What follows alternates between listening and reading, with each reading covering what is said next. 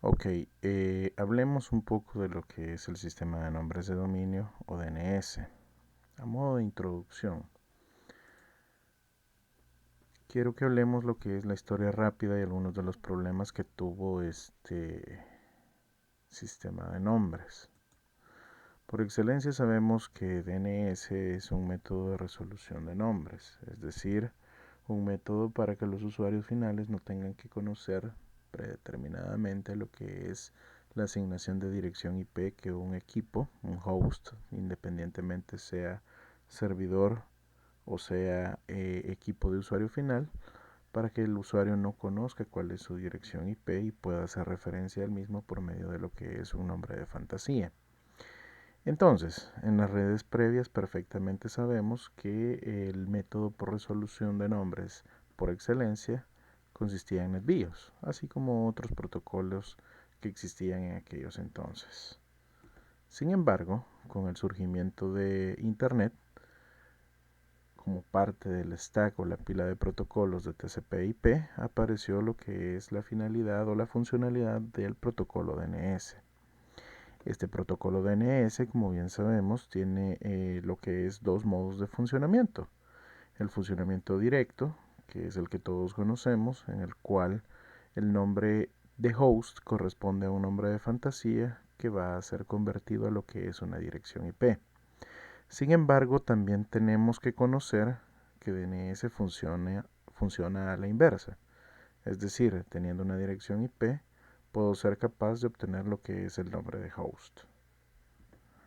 Ahora, esto es lo que planteó la tecnología de Internet con, repito, lo que es el funcionamiento de TCP/IP.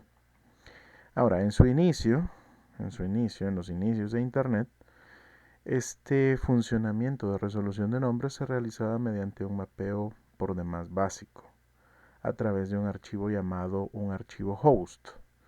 Ese archivo host era simple y sencillamente un archivo en texto plano que compartían todos los equipos que participaban en la red de Internet de aquellos entonces, y ese archivo de texto plano era mantenido por una entidad central, la cual era encargada de incluir en dicho archivo lo que era todos y cada uno de los dispositivos que participaban en la red. Es decir, este archivo host en texto plano contenía un listado y una asignación de lo que era el nombre de dispositivo y lo que era la dirección IP asociada a ese dispositivo para todos y cada uno de los dispositivos existentes en la red en ese entonces.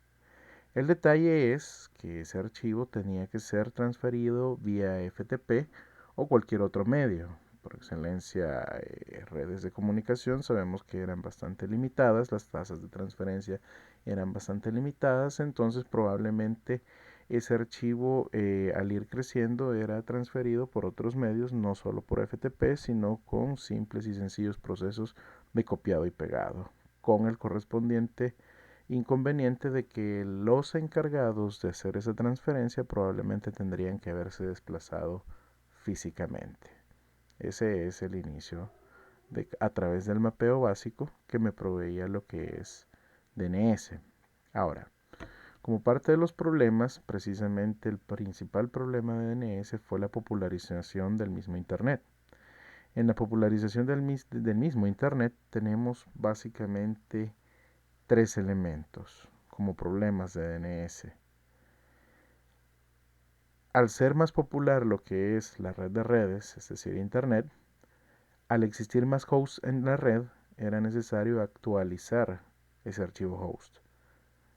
Al haber cambios en los hosts de la red, era necesario nuevamente actualizar ese archivo host. Es decir, cada vez que se agregaba un nuevo host a la red de redes o cada vez que había un cambio en cuanto al nombre o a la dirección IP de un dispositivo o de un host dentro de la red, era necesario actualizar ese archivo host y volverlo a transferir por los diferentes medios hacia todos y cada uno de los hosts disponibles o participantes en la red.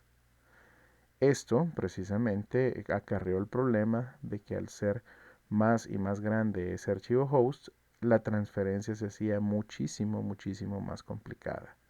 Entonces, a partir de ello se determinó que no era un método manejable, no era un método solventable, no era un método sustentable conforme el tiempo, debido a que conforme se popularizó lo que era el uso de la red, se vio que más y más hosts iban a participar en la red y virtualmente sería en nuestros tiempos imposible albergar en un solo archivo de texto plano todos y cada uno de los dispositivos, entiéndase servidores, routers, antenas, satélites, etcétera, en un solo archivo de texto plano.